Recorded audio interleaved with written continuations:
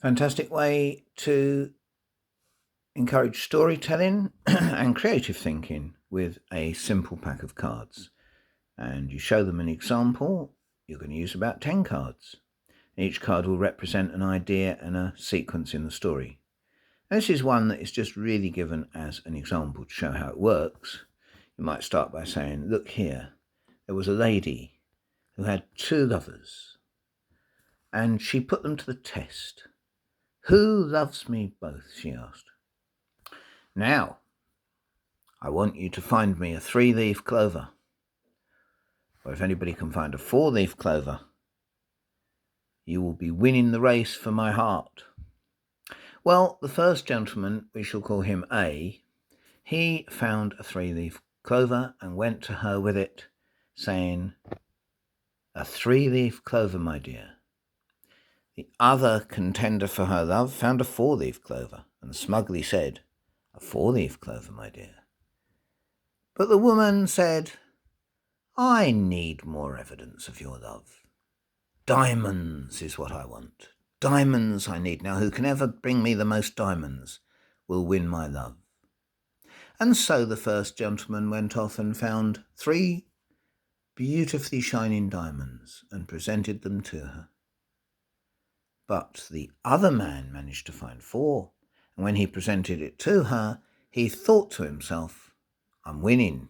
I got more clovers, I got more diamonds, I'm going to be the one for her.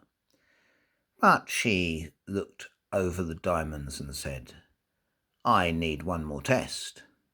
And this is where she handed them each a spade. I want to see who can dig the deepest hole in the time allowed when I shout, go. Well, the first man dug a hole that was 3 feet deep. The second man dug a hole that was 4 feet deep.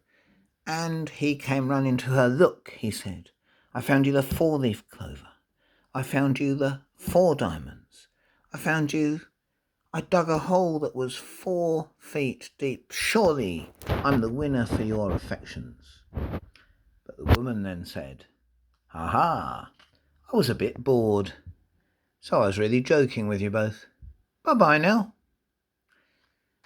Now, obviously, that story is a bit crazy, but the principles of what I'm trying to say are existent.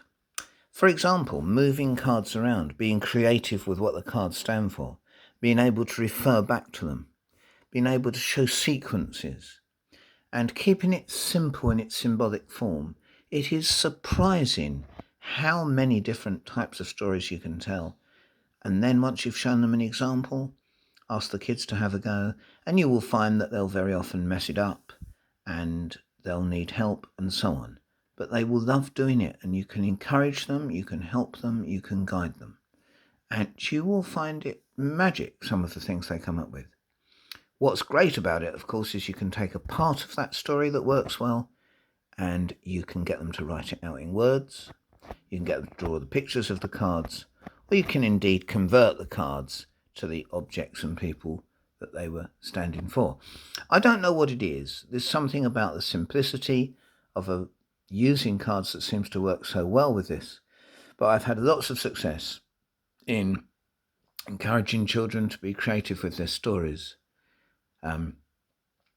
and using ordinary, familiar playing cards in order to do that. So if you have a go at that, I wish you luck with it.